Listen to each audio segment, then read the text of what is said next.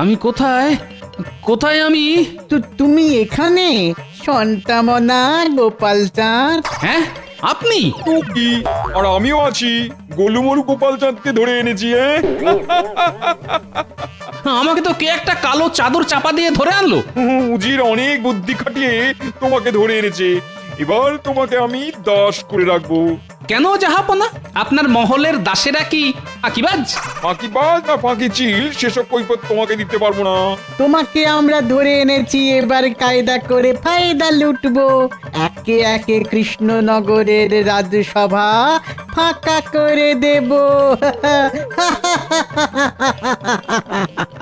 শোনো গোপাল, তুলে যখন এনেছি তখন অতিথি আপ্যায়ন তো করতেই হবে। তাই আমি ঠিক করে নিয়েছি, কি ঠিক করেছেন জাহাপনা? তুমি তুমি আমার বাগানের মালির কাজ করবে।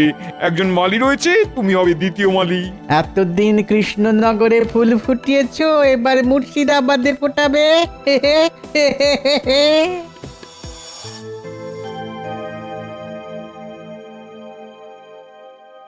দেখেছো দেখেছো, আজকেও গোপাল এখনো এলো না। রোজ দেরি, রোজ দেরি। আজ গোপালের বদলে গোপালের বউ রাজসভায় কেন? মহারাজ, আপনি কিছু একটা করুন। গোপাল বউ, তুমি কি হয়েছে? এরকম কাঁদছো কেন?